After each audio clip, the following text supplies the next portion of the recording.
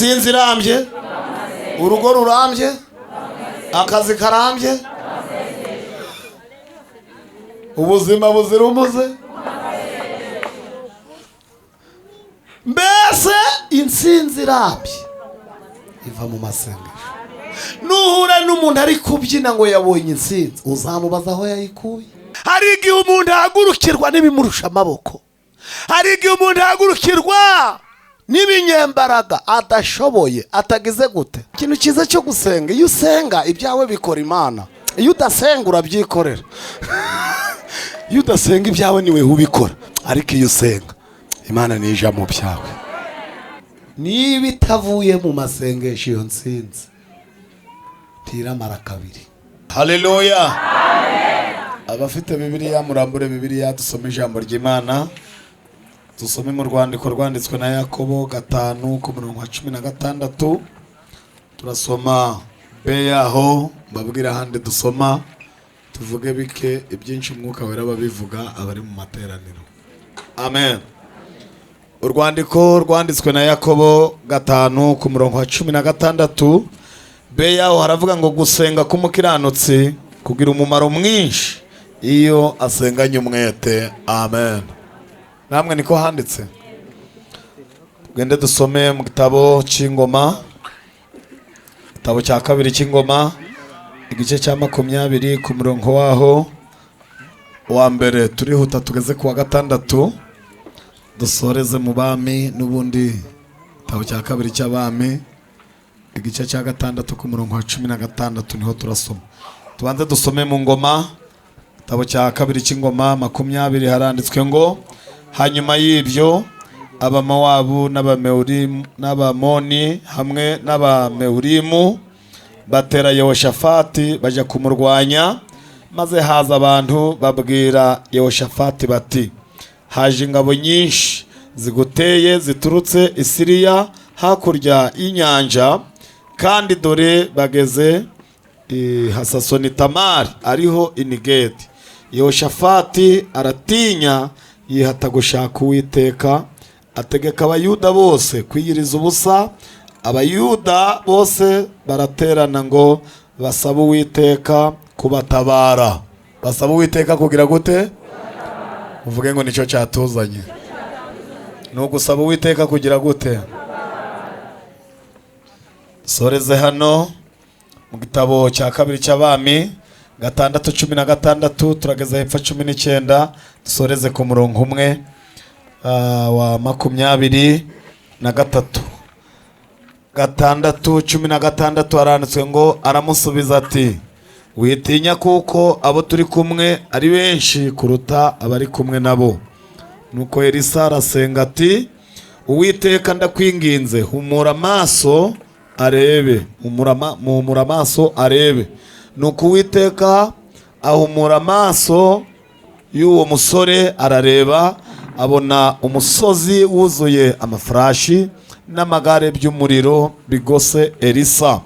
Za ngabo zigezeyo, Elisa yinginga Uwiteka ati, ndakwinginze huma amaso y'izi ngabo. Uwiteka aherako azihuma amaso nk'uko Elisa yasabye. Elisa arazibwira ati, iyi si yo nzira kandi uyu si wo mudugudu, nimunkurikire ndabageza ku muntu mushaka. Nuko azijana i Samariya. 23 niho nshaka dusoreza. Nuko abatekeshereza ibyo kurya, bamaze kurya no kunywa arabasezerera basubira kwa shebuja.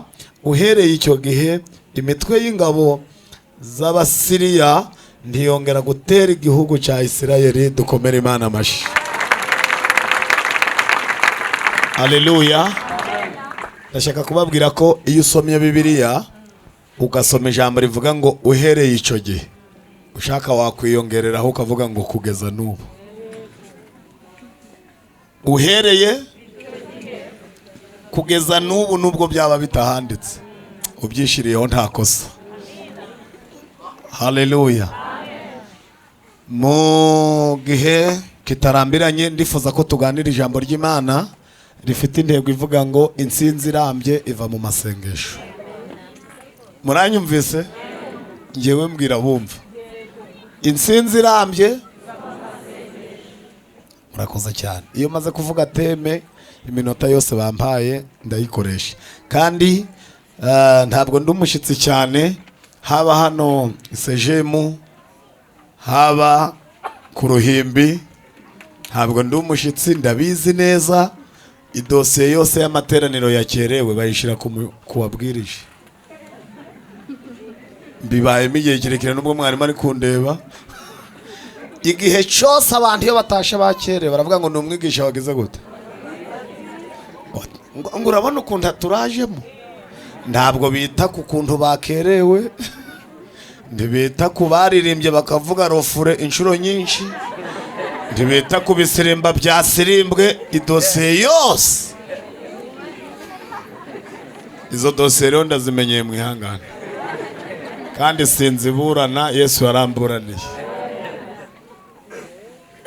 ubwo nagiraga ngo tubyumvikaneho kandi sinisobanura amen nubundi minota ngiye kumara aha nta zina rya data ndavuga ndashaka kuvuga izina ry'Uwiteka kuko niwo munara muremure umukiranutsi ahungiramo agakomera kandi sindabwiriza nk'utazongera kubwiriza ndashaka kuvuga bike ariko bizaza mu kizamini cya leta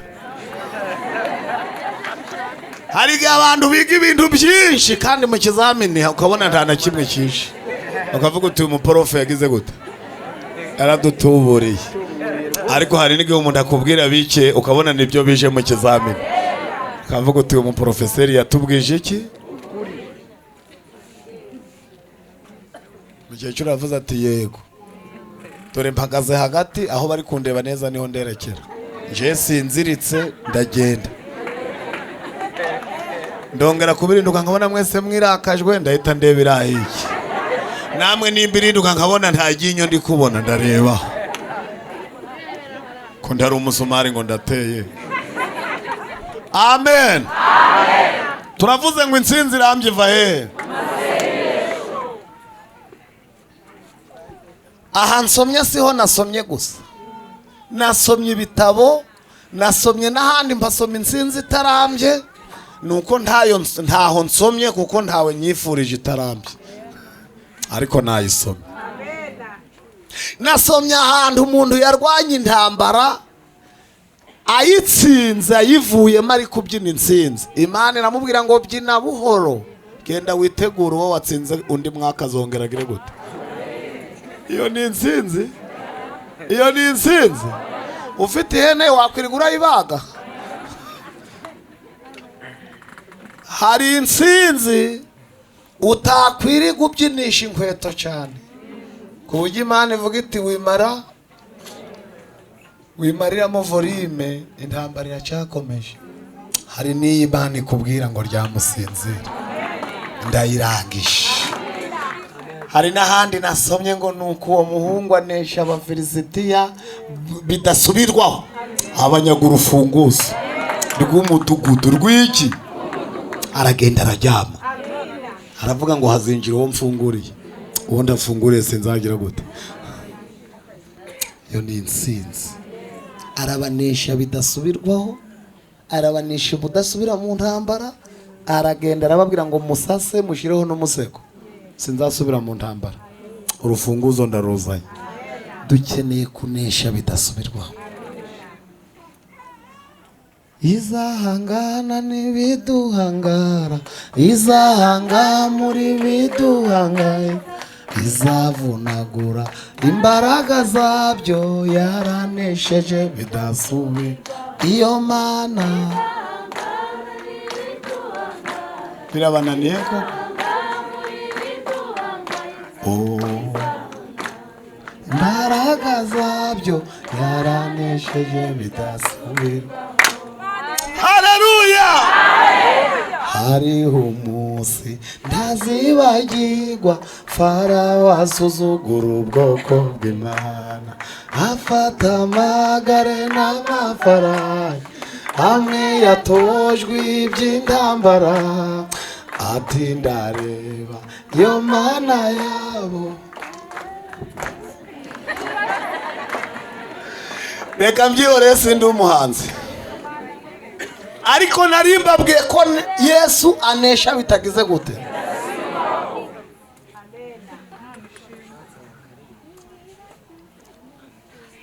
Hari umuhungu wigaze guhimba ariko aravuga ngo wagutsinze ntaho. Ariko ujye ubwira Satani, ujye umubwira uti wagutsinze. Ariko niba hari umuntu Satani asuzugura, ni umuntu umubwira ubugambo bumeze nk'ubwo kandi we na Yesu batabanye neza. Aravuga ati ndakuzamukana ndagukubita ariko ukureba. Mbere yuko ubwira Satani nabi jya umanza kureba umubano ubanye na Yesu. Irinda risubiraho. Watuka Satani wasinze. Ushobora gutuka Satani uvuye gusambana ariko wasenze. Iyo umaze kureba umubano ubanye na Yesu utunga Satani urutoki ukamubwira uti ntawe usanga umwana iwabo. Ukamubwira uti ntawe usanga umwana iwabo. Gera hano urebe. Akahatinya kuko si ubwa mbere Yesu yamukubita. Ndabatangariza ko match zose zabaye mu bibuga hose aho Yesu yahuriye na Satani nta n'umunsi n'umwe bigeze kunganya, nta n'umunsi bateye penalty. Iminsi yose Yesu yaramutsinze. Kandi nujya gufana jya ufana ikipe itsinda. Hariho bigeze kubaza bati none se mu kipe za hano ufaniye? Ati njyewe sinshoboye kurara mpagaze zingwaza umutima gusa nenda gufana ikipe se. Ati habe igihe Mukura yatsinze, hakaba igihe Yesu Kigali yatsinze, polisi ukumva ngo niyo yatsinze. Ino se habaye ikipe. Mujye mufana ikipe igira gute na ikipe zibaraza zibarisha umutima. Mujye mubyihorera, mujye mufana Yesu ni udatsindwa. Turi hano ngo kugira twamamaze Yesu. Uyu wanditse reka nihute ninjura atakure. Yakobo n'umushumba wari uyoboye itorero muri Yerusalemu. Mungurikirane. Yari ayoboye itorero hehe? Turi ku ijambo rivuga ngo insinzi irambye. Insinzi irambye. Urugo rurambye. Akazi karambye. Ubuzima buzira umuze. Mbese insinzi irambye iva mu masengesho. Nuhura n'umuntu ari kubyina ngo yabonye insinzi uzamubaza aho yayikuye. Hari iva muri famiye, hari iva mu isoko akavuga tuzabakiriye mfite. Uzamubwira uti hari igihe bazaboneka nta mari, hari igihe bazaza utaranguye ukabohereza aho baranguye. Niba itavuye mu masengesho iyo nsinzi tiramara kabiri. Hari igihe umuntu akubwira ati hobera sheri wacu, ukamureba ukavuga uti si wamukuye. Ati nuwo twiganye. Mbese aho mwiganye bose ndabahobera. Mbese ko niko n'ubwanwa bugeza. Ati ntasengaga ariko arankunda. Ukibazo ndetse iri bandi uritaraguye. Ntasengaga ariko aragukunda. Ukavuga uti ngaho sinatere haleluya. Ati muraho. Yego baraje. Ukavuga uti ariko kuko uyu ni umukwe, uyu ni umugigo. Ukibaza.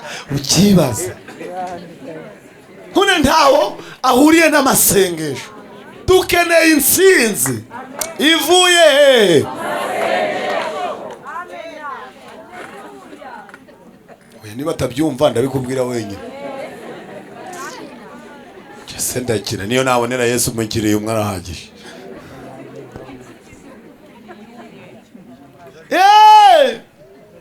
Bibiliya ntibesha. Yakobo ayoboye itorero muri Yerusalemu ngo abantu babaga mu idini rya Kiyuda ngo abona abantu kubera umuhango w'urusengero. Iki ijambo urusengero abantu baherekera baryumva urusengero. Usoje akazi wese akigorora ati n'ubundi nta bonoma mfite bwakwira ndi he ati kamfe kuja mu rusengero kubera atagira iki. Undi akavuga ati sinshoboye kuba ndatongana na madamu kamengo bereje hano akaba yinjiye mu rusengero. Undi ati burira ndi he ko ndagira yo gukodesha kambe ngiyemo. Ukabona abantu binjiye mu rusengero. Yakobo yahagarara imbere ku ruhimbi ngo akabona umuntu uvuye mu kabari araje ahise yicara arasenze. Mana mpe pataro, mana mpe n'inzu, mpe n'ikibanza, mpe n'amatafari. Yakobo atari gose. Akabona umuntu avuye mu roji akaza tuiteka uruwera isa Imana nyiringabo uri byose kuko ufite ariko ndagusaba uzampe menerevare. Akabona ritahi. Yakobo aravuga ati ni uko basenga. Nese ni ryo senga. Aravuga ati ngiye uzi gusenga icyari cyose uko basenga. Arabahamagara ati mwe muretse gutamba bwire. Nese ni gucya basenga bateze basenga gute muze. Aravuga atoye.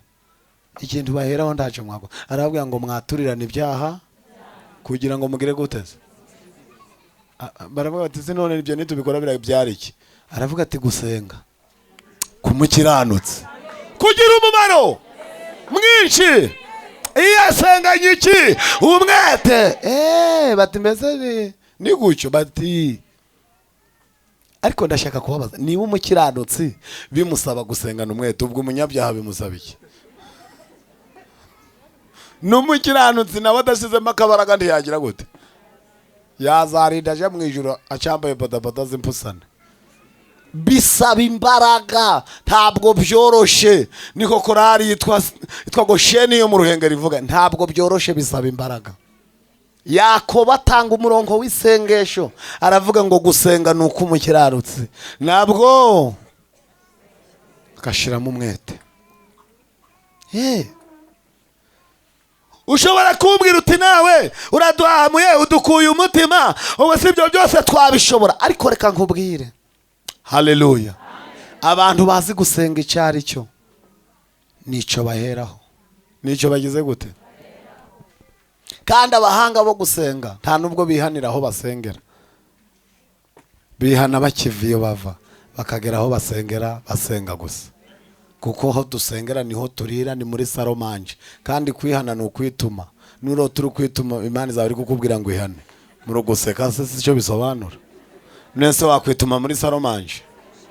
Hano niho turira, hano ni muri saro. Umuntu ugerana ibyaha hano ajya amenya ko aduhemukiye. Ariko turihangana n'undi akubwira ngo abitahane abisiga hatugakoropa. Tukagira gute? Hari abantu baba batazi kwihana ari bonyine. Kujya avuga ati none nanje ni munyereka umurongo tukawumwereka. Niko kamaro k'amateraniro. Ntabwo hano ari muri gospel. Ntabwo hano ari muri guma. Ntabwo kicumba cyashiriho gutampereza ngo bwire. Ntabwo biba ntabwo ari ibyo gusa. Nta cyaba kigenda. Iki cyumba cyashiriwemo ngo indushi ziruhuke. Iki cyumba cyashiriwemo ngo babandi bibitambambuga bakambakamba tubahuze n'uwababyaye. Cyashiriweho ibisenzegeri kugira ngo tubihuze n'umuremye. Abafite imvune zo mu mutima karuhura avuge ngo nagize gute naje mu bintu byazanye Yesu izo service zirimo. Aravuga ngo mwira abanyabyaha ko yari umwaka w'iki. Umwaka ntukagucike w'imbabazi. Kuko bivuga ngo umwaka urashira hakaza indi myaka ariko umwaka w'imbabazi ntukagucike. Reka nihute. Bibiliya turayisomye. Hari igihe umuntu ahagurukirwa n'ibimurusha amaboko. Hari igihe umuntu ahagurukirwa n'ibinyembaraga adashoboye atagize gute. Ariko ndabyibuka ntabwo nahuje ibitabo byose. Abisirayeli bari mu rugendo ruvi Kanani bagiri mu butayu. Imana yabwiye Mose ngo Mose ndabizi ninjye ubajyanye mu gihugu cy'i Kanani, mbafiteyo gakondo muzabamo, ariko nanjye nimugerayo muzamfatire hegitari, muzamfatire ubutaka, mumfatire agasozi, mukanyitirirwa njewe Uwiteka, katagira umuntu kanditseho ku cyangombwa cy'ubutaka. Ubwo butaka bw'ubutaka butagatifu, bw'ubutaka nimumara kumfatira ubwo butaka muzabwita ubutaka butagatifu, ikaritsiye y'Imana. Mose ati nta kibazo, naho tuzaba turi niwe uzaba uhaduhaye. Urumva twakwima igihugu ari wowe ukiduhaye. Uwiteka aravuga ati mwumve impamvu, ni ukugira ngo ubwo butaka umuntu uzaba ahagurukiwe n'ibimusumbya amaboko, ahagurukiwe n'ibinyembaraga, akibuka ko ndi Imana ndi mu ijuru, akavaho ibimuhiga biri, akaza yiruka akagera k'ubwo butaka akahagarara, ibizaba bimwirukaho ibyo ari byo byose bizahagarare. Uwo muntu ntiyemerewe gupfa, ntiyemerewe. Mose abyandika muri agenda, agiye gupfa abimurika Yosuwa. Yosuwa niwe washize mu bikorwa iby'Imana yabwiye Mose, ko muribuka ko yamubwiye ngo ibiri muri iki gitabo ntukabice iburyo cyangwa. Yosuwa twihuse aragenda, ageze i Kanani afata ubutaka butagatifu bw'Imana, ngo kari agasozi gatoya ariko gatagatifu. Arangije ngo ahita izina, ahita Inayoti Irama. Ngo Imana yaravuze ngo ntihazaba umuntu upfuye kubaho, hajye haba abahanuzi gusa, hajye haba abantu mvugiramo ari bo bajya bahaba, n'umuntu waza afite ikibazo. Ntabwo ari aho gupfa gutembera, ntihagire uharagira amatungo. Inayoti go hari ahantu ku butaka butagatifu. Haleluya. Ngo Samweli niwe wari umutware w'abahanuzi, byanditswe muri Samweli wa mbere 18. Noneho ngo umunsi umwe ngo Dawidi ahagurukirwa n'umunyabushobozi, ahagurukirwa n'umunyamaboko, ahagurukirwa n'umuntu ukomeye batahuza n'ibiganza. Muribuka ko yari amaze kumutera icumu. Kumutera iki? Rimuciye ku musaya. Dawidi ariruka ahungiriwe mu rugo, asanga y'umugore wati yambi sheri. Dawidi ati ntagusheririza ibintu byakaze, ati icumu rinyuza. Umugore ati ninde uri guteye? Ati nisiko. Umugore ati yo byarangiye. Nese arari guteye uhungira hano hose mukwe.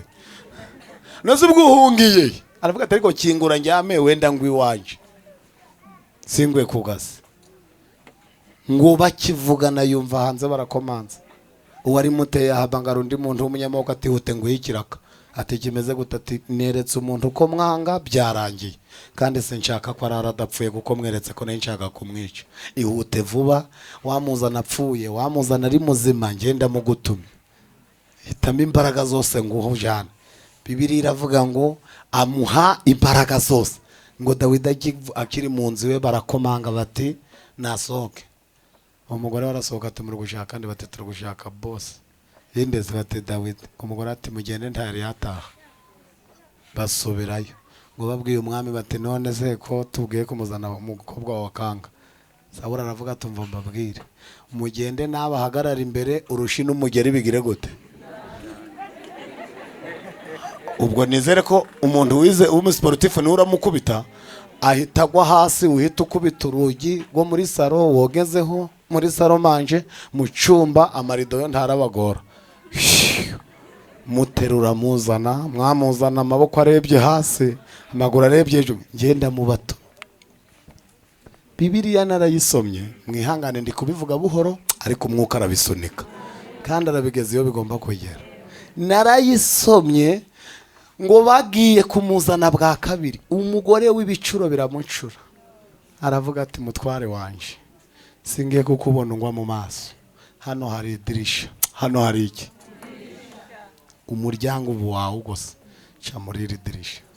Mbabwiye ijambo idirisha mu buryo bw'umwuka, nta mwava hano mwageza mu gitondo. Idirisha ndivuze narihera ku bwa Nowa, ku bwande mu nkuge yanyujije hehe mu idirisha ni mwanyujije inuma yazanye amakuru ku mwuzure wakamye, yanyuze hehe idirisha na bugingo n'ubu bashobora kukubaza ukuntu wabonye akazi, bakubaza abantu bakomeye muziranye ukababura ugasanga waranyuze hehe. Ntago wabyumva, ntago ushobora kubyumva. Ubuzima kubaza ukuntu ubabonye umugabo umva ugiye kunyosha mvuga ikindi, vuga uko utuye i Kigali. Uzi abantu bari mu cyaro bafite inka nyinshi bahembwa, umugore n'umugabo bose bahembwa, ariko batinya umujyi.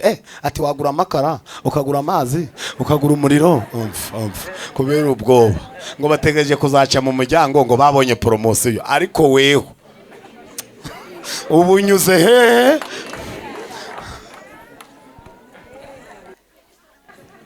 Imana ikunyuza mu idirisha ugahinguka ahagaragara. Ibyo sindi ubisubiremo. Amunyuza mu idirisha aramumanura, urumva mu idirisha riba rirerire. Umuntu unyujije muramazi uti wakandagiye hasi inanure, koza ibirenge hasi, aramumanura amugejeje hasi ati bye sheri nudapfa tuzongera tubonane. Dawidi nawe ati bye sigara mu nzu. Nguwo mu masaka, nguwo mu mateke, nguwo mu myumbati. Ariko Dawidi yakoze ikintu cyiza ngiye kubabwira, ngo yamaze kumanukira mu idirisha akurikije umuhiga n'imbaraga afite, aravuga tuhereye none sindaje ku murenge, sindaje ku karere, sindaje. Nibutse ko hari ubutaka butagatifu, nibutse ko hari ahantu ku ikaritsiye y'Imana nyirimbaraga, Imana nyiramahoro, Imana nyirubushobozi. Aravuga ati ibinkurikiye nibisanga nahakandagiye ndaba ntagipfuye.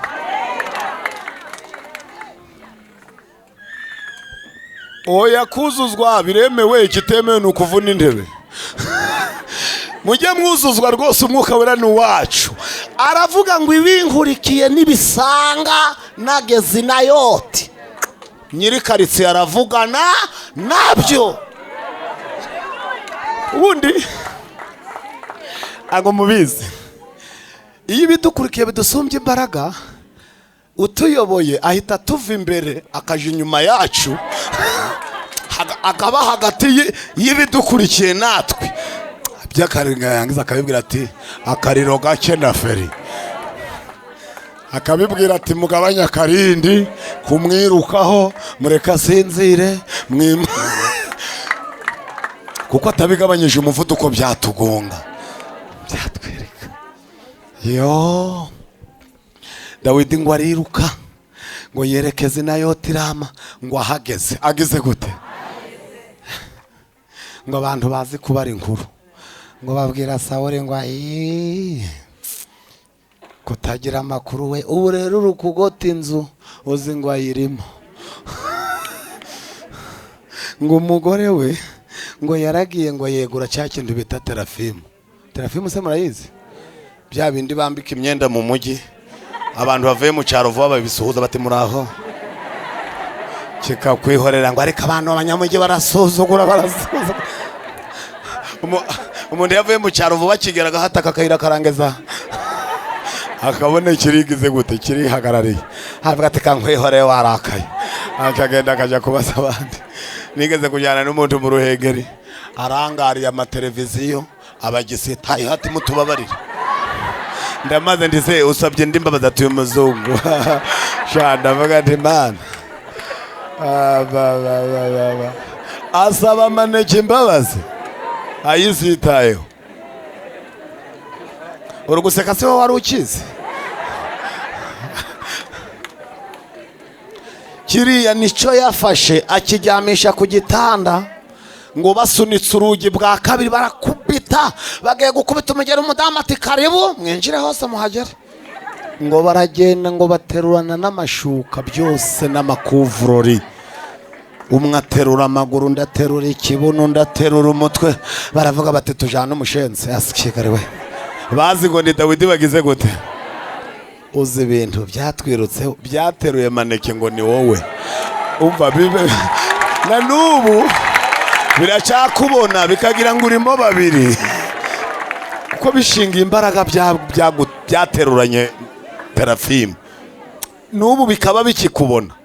Nese bavuga biti se ni impanga bamo babiri. Nese ko twamuteruye tukaba tukimubona ku ruhimbi. Nese ko twamuteruye akaba kibwiriza. Nese ko twamuteruye ageze hano gute. Sha ngo baraterura barajana. Niba atayikiriza ubihoreye mu ijuru barayikiriza. Ngo bagenda bari kubyina bati burya umugabo nusoza ubutumwa bw'abamutumye ndaniganwe. Batahora n'umurava mu byo akora byose. Yo ngo bageze ibwami ngo barajyana bati nyakubahwa turamuzanye misiyo turayinogeshe. Ngo barambika aho ngaho. Sawuli aravuga ati mutwikurure mbere kuko bakura amenyo. Mutwikurure ngo bite ndababarira ngo ngo twikurure basanga kimeze ngo. Sawuli aravuga ati nabaho abune ati samani fandi nese abune uri umusirikari uri umuhomugadi nese ubwuriye nese nagutumye nde ati Dawidi nese uzanye nde ati Dawidi arihe nubi bituhiga biracyadushakisha kuko byateruye utari wowe nese uretse ko warokowe nuko waje hano ngo this oya uretse ko kuza hano ari byo byakurokoye ibigushakisha ubu nibwo butaka butagatifu hano ni agasozi k'Imana ku cyangombwa cy'ubutaka cy'iki kibanza nta zina ry'umuntu rihanditse. Hazagira umuntu haguruka ati ubu n'ubutaka bwanje arebe ubutaka bw'Imana ubutaka. Sawuli aramubwira ati uyu ni Dawidi ati nateruye ku buriri basanga siwe. Turashimira Imana ko ibyaduhigaga byateruye ibitari twebwe. N'ubu turacahumeka. Ndashaka ko dusenga ariko mwumva uko Bibiliya ivuga ngo abantu babwira Sawuli bati Dawidi ari nayo tirama. Sawuli aravuga ati sinshirwa sinongera kohereza ndigirayo. Abasirikari batireka tujeyo rimwe bwa nyuma. Ngo baragenda bahageze ngo Dawidi ababonye abwira Samweli ati rero nkuraho aya mavuta dore baje kunyica ngabariya ntapfa ndi umwami mu magambo ntari natanga amatangazo yankureho sindapfa n'ubwami bwo mwibanga. Samweli aramubwira ati ceceka iya ntumye kukwimika wibuke ko abo nasanze mu rugo ataribona yasutseho bose wabonaga tugutegereje ukagira ngo ushinzwe iki. Dawidi aramubwira ati none se ko baje kunyica. Aramubwira ngo reka mbazi ya ntumye iwanyu. Abazimana ati Mana azaba umwami mu magambo cyangwa azaba umwami kuri tere. Uwiteka ati se abaye iki ati dore baje kumufata ngabare nese bamugezeho ati kandi baje bafite gahunda. Uwiteka ati se ninde yababwiye ko aho hantu bahakandagira mu bari amatarasi 3 nihagira umuntu wakandagize kirenge mumenye ko ntari Uwiteka. Ngo baraza ngo wa mbere agiye kuhagarara yakoze ikiganza ikirenge guca ati ati warugiye kuvuga ngo iki ndati kandagira hano ureba ati ati garura ati ndi kumva nshaka kuvuga ko hari umwami ndati bagufunga ati baravuga bati dusimbukire rimwe bose bavugira rimwe ngo uri umwami. Bararebana bati umuntu twese umwami se twamufata. Bohereza umwe kubwe. Sawuli aravuga ngo mu mpeke nigireyo. Aravuga ati nihe muri kugera simugahanura ati kandagira hari ureba koza karenge hari. Aravuga ati se kubujyo n'utarabatijwe yahanura hakoze se wewe koza hari ya nuvuye mu kabari. Imana ikwishimira n'umusazi yaguhanurira. Imana yavuze ninde utahanura se. Sawuli w'Imana mucamande ngo ahanura kuva mu gitondo izuba rirarenga. Arahanura ibipesi bititwe turacitse. Arahanura imyenda ivamo. abwira Dawidi ati uri umwami ariko uri wewe unariwe. Ngo yagiye gutsimbuka ati nahoze mvuga ngo iki, bate tugenda urabivuza nta bami babiri mu gihugu, genda wabivuza byarangiye. Haravuga ati sinone nta muntu agenda mundinze, bati se turakurira cyangwa turarinda ubwiye ko hari umwana. Kuva uwo munsi ahita agira ikibazo kubw'ubuhanuzi yihanuriye. Icyo bivuze ni iki bene data? Ubu butaka ni butagatifu, dufite ibintu byinshi bitwirukaho jugujugu, ariko iyo duteye intambwe tugezaho ibitwirukaho inziga zirakuka. Hano rero hari abantu bigeze kwishiramo uwitwa Yehoshafati. Yehoshafati namusomye kuva avutse kugera ashaje. Bibiliya yamuvuzeho ibintu byiza, ibintu ngo yigeze kuba no mu itsinda ririmo abantu babi, kubera ko Yehoshafati Imana yamwishimiraga. Ngo Imana ibwira iryo tsinda ngo mba nabishe, nuko Yehoshafati yari ari kumwe namwe. Urumva umuntu mwiza ahesha umugisha n'abantu. Mba nabishe, narebye mu itsinda murimo mbona harimo nde?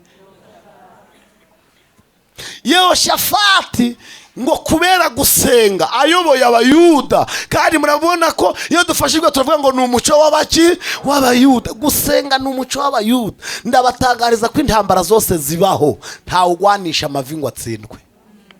Ntago mu byumvise tuvuze ngo ikizi, wagwanisha ibipfunsi bakabikubita, wagwanisha imigeri bagaca ibirenge, ariko iyo ugwanishije amavi tutsindwa. Intambara ibonetsemo amasengesho biba birangiye, va kubukiranuka.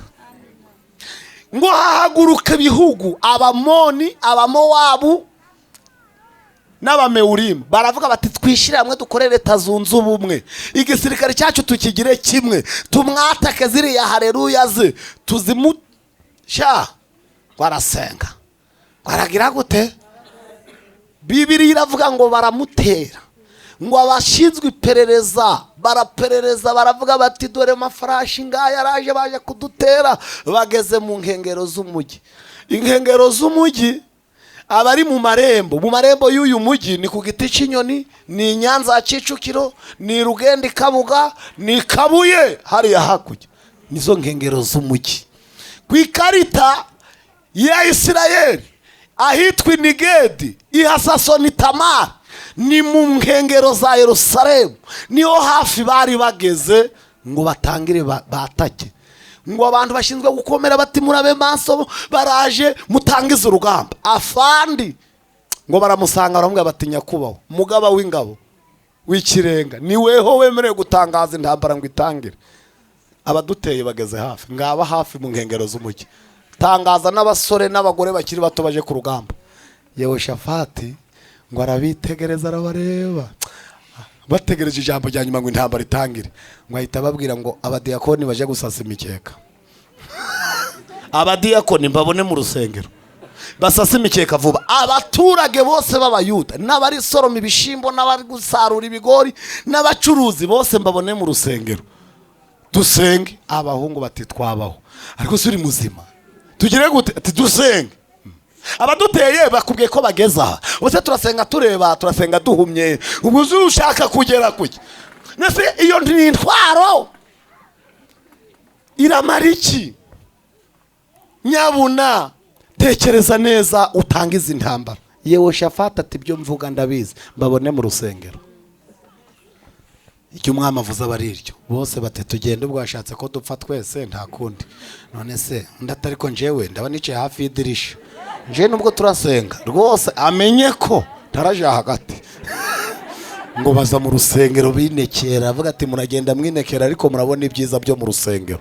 Gerardine yaravuze ngo ibyiza byo mu rusengero biratunyura. Baratambutse bageze mu rusengero. Yehoshafati ngo akora ikintu cyiza cyane. Muvuge ngo amena, nje mvuge wenda arico nsoreza. Ngo bageze mu rusengero mu Bayuda, ngo habaga mu inzu yabyaraga abaririmbyi, inzu yavagamwe abaririmbyi, ngo bene Asafu, bene nde? Ngo habaga inzu zavagamo abaririmbyi ni bene Kohati na bene Asafu. Ngo ahita avuga ati worship team mbabone ku ruhimbi muhimbaza Imana. Muhimbaza iki?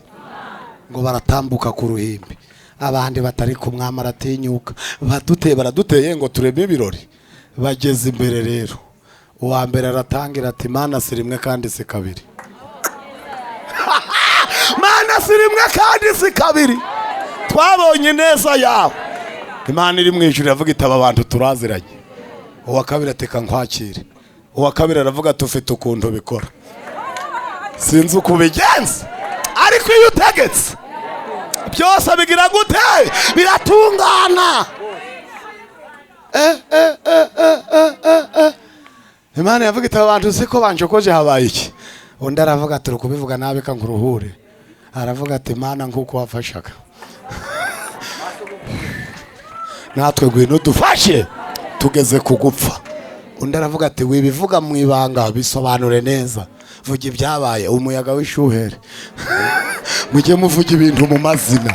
Aravuga ati wanje hari umuyaga guri no mu mashuka guri mu isafuriya, mujye muvuga amazina y'imiyaga mufite.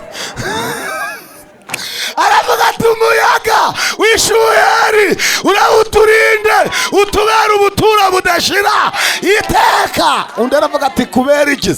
Vuga impamvu rero. Arabikora. Aravuga ati impamvu nuko kera bamwiringiraga. Bari hehe? Maho. Aravuga ati natwe turamutse tugufite tugutahanye oya tugutahanye tukakugeza mu karitsiye. Sha aravuga ati ntitwifuza undi. Mana yabaza ati simwe murabaye. Baravuga bati ariko nubwo uko tureba gucya dusanzwe tuziranye kuko niweho wadutabaraga. Sibwo urabudutabaye, dufite ibimenyetso birenga, dufite impamvu zirenga ibihumbi zidutera kugukurikira. Mana niweho wadutabaraga mu minsi ya ryari. Imana yavuga iti rero mukiraho mutarasoza iyo ndirimbo muyikomeze ntimuyice kabiri, kuko nta murasenga kandi ngo mugwane, kuko umwanya wo kugwana mwawusenzemo. Ntago mubyumvise. Twebwe hari ibintu bibiri, twakora ibintu bibiri, ntitwasenga kandi ngo tugwane. Iyo tuba kugwana tuba twarayitangiye, ariko umwanya wo kugwanamo muvuge ngo tuwusenzemo. Ikintu cyiza cyo gusenga, iyo usenga ibyawe bikora Imana, iyo udasenga urabyikorera. Iyo udasenga ibyawe niwe ubikora, ariko iyo usenga Imana nija mu byawe. Kandi Imana ifite umubyizi mugari, amaboko y'Imana, amaboko y'Imana ni magari cyane. Ku murongo wa 22, ku murongo wa 20 na kangahe, Yoshafati ngo arasitera isengesho ku murongo wa 5. Abantu bari mu rusengero bigeze ku murongo wa 13 na 14 ngo bari guhimbaza ngo Imana ngo inyura mu muhanuzi. Aravuga ati Yoshafati namwe Bayuda ntabwo mwasenga kandi ngo muje no kugwana mu ntambara mwari mufite, ntabwo ari mwe muzayigwana. Mwebwe mwihagararire mureme inteko, korari zije kwazo, abashumba bicara ukwabo, muvuge ngo nibyo twakoze. Mureba gakiza Uwiteka ari bo bazanira.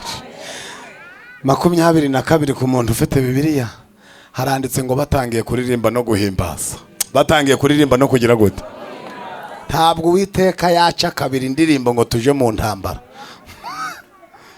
Ngo Uwiteka yishakira abacancuru, ayishiriraho bo kuja gutangira Abamoni n'Abamowabu, ngo babatangirira ku musozi Seyiri, ngo babarimburira aho ngaho barangiza. Intambara nuko yagenze. Intambara irangira batagiyeyo. Turashimira Imana ko hari ibyo izarangiza tutagiye kuritera. Iyo dusenga irumva, iyo dusengira hari ibyo Imana irangiza tutagize gute. Kandi muvuge ngo ijye bikubitiriyo hirya n'amaraso atadutarukiraho. Erega hari ibyo yakwicira hafi yawe ukaja muri nkete bakakubaza bati ibintu ko byaguye hano, ijye birangiriza iyo hirya. Izi tuzaniye insinzi muri envelope. Ubwo mvuze buhoro, umwuka aravuga cyane. Ijye birangiriza iyo ubundi ituzanira insinzi. kuko ibitsinze ku miryango yacu muri nkete twajamo. Ariko umva intambara y'Abasiriya yari yarigize ingunga, yaranze kurangira, yaranze kugira gute. Intambara y'Abasiriya, Abasiriya bari abagwanyi bakomeye. Mu Kinyarwanda baravuga ngo nta ugwara ngo arwane, ariko mu Basiriya n'urwaye yararwanaga. Niho muzumva ko bakomeye. Namani umugaba w'ingabo z'Isiriya yararwaye, ariko yatera gatabaruka niki arwaye. Ubu se atarwaye byagenda gute? Nibaza ni Itsinzi arwaye atarwaye. Ariko ngo bitereze igihugu cy'Abisirayeli, ngo batega miskade bikomeye umwami w'Abisirayeli. Ariko ngo muri Isirayeli hari umuhungu ufite pozisiyo, hari umuhungu ufite igifaru cyitwa gusenga. Ngo ibyo byose afite jomeri, areba aho Abasiriya bamanukana bagiye gutega umwami. Ngo akabwira umwami ngo umwami ntukibunaka. Umwami akavuga ati ariko abahubiri namwe muratubesha. Ubu koko narindi apfa? Ngo akagohereza umuntu aho ngaho ngo yahagere, bati we hagarara amaboko hejuru. Undi bamureba bati ntabwo ari umwami. Bakigendera ngo agasubira akabwira umwami ati umwami ujye usengerera abarokore. Uzi ko mpageze ngasanga koko ari byo. Ngo umwami akaje akira muri ubwo buryo. Si rimwe. Ariko ndashaka kubabaza, ubu buryo burabakiza cyane bubakiza? Ubu buryo bwo kwerekwa, bwo guhanura buradukiza. Umwami aravuga ati abarokore barakabaho, ariko ngo birangire muri Siriya bababaye. Umwami wa aravuga ati none ninde muntu uvuga amagambo twavuze ibyo dushaka. Baravuga bati ceceka. Ikintu cya mbere ni amakuru. Muri Siriya hari umuntu ubasha kumenya ibyo twavuze turi mu ndake. Aravuga ati niba ari byo nta ntambara twakora, mureke tubanze twicuwe. Ibaze nawe, nuwo washatse kwica niwe wamuburiye. Ubuse Elisa arakiza abandi, kwikiza bimunanire. Umugombozi atigomboye saba maze iki? Ngo baravuga ngo abahe batari Dotani. Twihuse Bibiliya iravuga ngo bohereza ingabo special. Abahungu ngo bamanukana ku musozi berekeye Dotani. Gihazi rero ngo yabanaga na Elisa, ariko we atakijwe ngo amukureba ati turapfuye databuja we. Elisa aramubwira ati se ubonye gati dore ingabo zitugose twiruke tugenda. Elisa ati se kubonye ziriya zimanutse mu bijyogo zitugose wazibonye? Aravuga ati zitugose ziriheze. Elisa aramubwira ati ikibazo ufite nakimenye nta jisho ry'iburyo ufite. Ngo ahita mukomandira ijisho mu ijuru. Impamvu umuntu agira amaso abiri, rimwe ribona ibibazo irindi rikabona ibisubizo. Iyo ubonye ibibazo gusa jya umenya ko ufite ikibazo cy'ijisho, kandi ijisho mu mwuka ni ukwizera. Umuririmbyi yaravuze ngo iyo ndebesheje mbona ibiri. Iyo utagira kwizera ntubona. Ngo aramubwira ngo mu ijuru baguha ijisho, ngo bari mukubisemo ry'iburyo mu kureba atamena. Nari nirutse. Yo aravuga ati zitugose ko zahagaze ntizitubwire zivuga ibiki inyuma yawe. Kebukurebe zoherejwe n'Imana itakwemera ko murekeraho. Inyuma yawe hari ingabo zijana abana ku ishuri. Niyo mpamvu bambuka umuhanda bakagaruka ari bazima.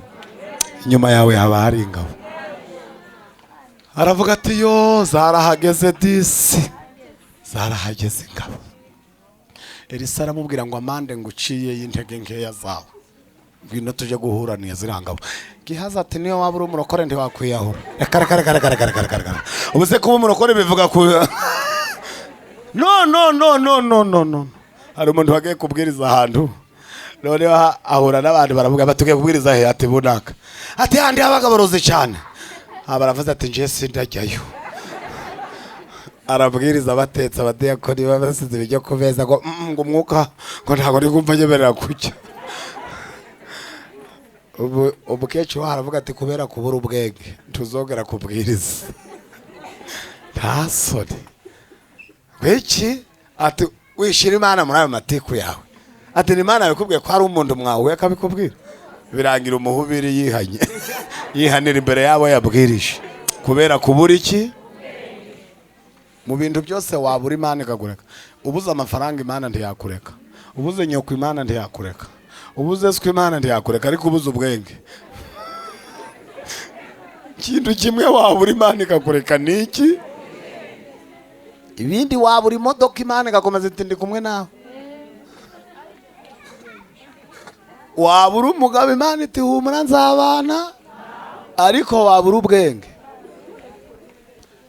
ngo aramubwira ati ngwino tuje guhura nabo gihaza ate bose tukiyahura. Elisa aramubwira ati none ningenda ugasigara zigaturuka iyo aravuga ati ndinda tugende. Ngo baragenda nabageze imbere y'ingabo kugira ngo Elisa amwereke gusenga icyo bisobanura. Ngo yahuye n'ingabo, ngo ahita avuga ngo Uwiteka zihuma amaso, kandi ntugire ngo ingohe zarahuye, azihuma amaso zikanuye. Ngo abaravuze ati we, bati yego muri bande, bati turangabo z'Abasiriya. Muravaye mukajahe? Turava muri Siriya turi gushaka uwitwa Elisa, mumuturangiye twabaha kantu. Elisa ati none ko mwayobye? Bati ni hehe? Arababwira ati isi yo nzira muze mbajana. Ngo ahita abajana muri Samariya, abageza muri eta majoro.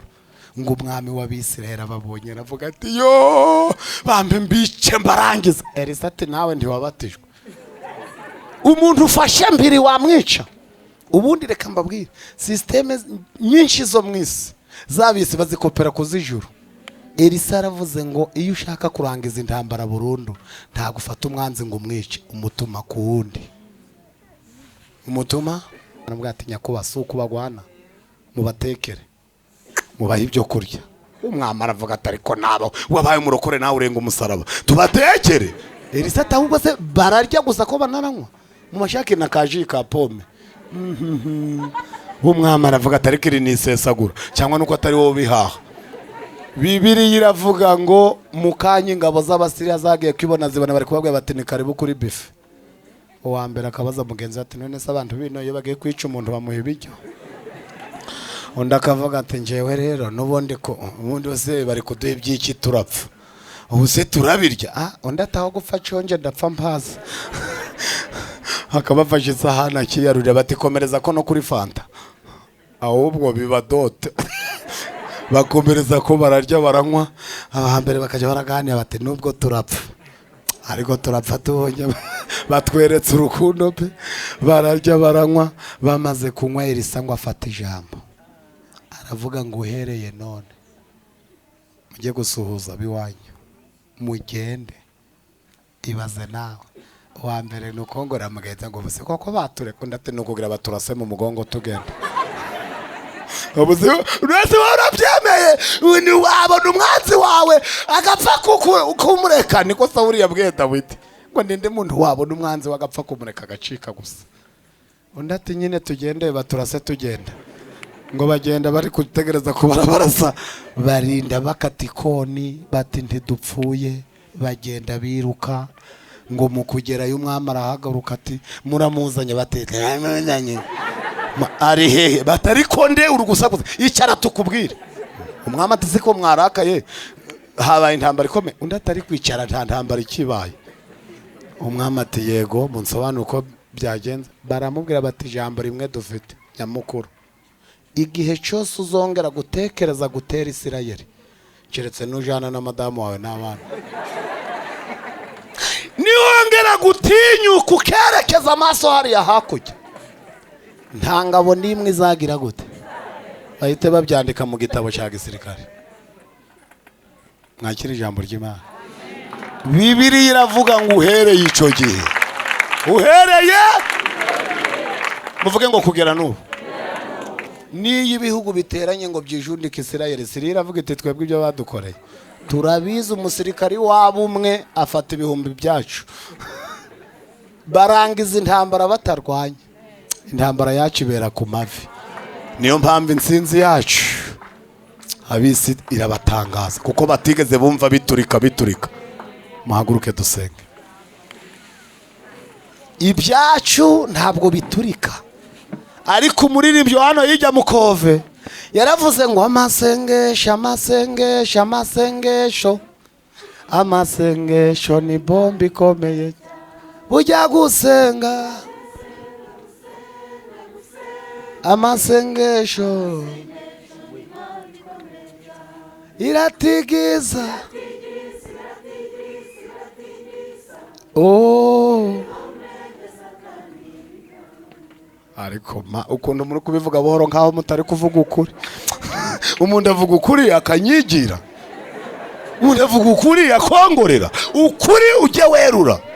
Bujya gusenga gusenga gusenga amasengesho iratigisa. Oh, ibihome bya Satani ikabinda. Mujye mubimenya, ntabwo tuba twaje kwifotoreza kuri Yesu, tuba turi mu kazi. Nta mubyizi uruta gusenga, Habimana arabizi. Twashinze gurupe iwacu ivuga ngo Yesu ntagasuzugurwe duhari. Turamuhagararira, tubwira Yesu tutabagutera agahinda barahari, ariko niba bakubabaje ujuza uduhobera useke. Juza uturebe turahari ngo tukunezeze tukumara agahinda. Twararahiye kandi. Haleluya. Dufite imirongo 2 y'amasengesho muri gurupe yacu. Icya mbere ni ukwirinda ibyaha, icya kabiri ni gukora imirimo Yesu yakagombye gukora ari mwisi. Twarambwiye tutigumayo tuyikore, natwe nituzuza hatumara imibabaro. Haleluya. Ndagira ngo bitekerezeho dusenge. Dusenge. Intambara zose ufite, insinzi irambye iva mu masengesho. Kandi gusenga kumukiranutse niko kugira umumaro. Nabwiye asenganye iki?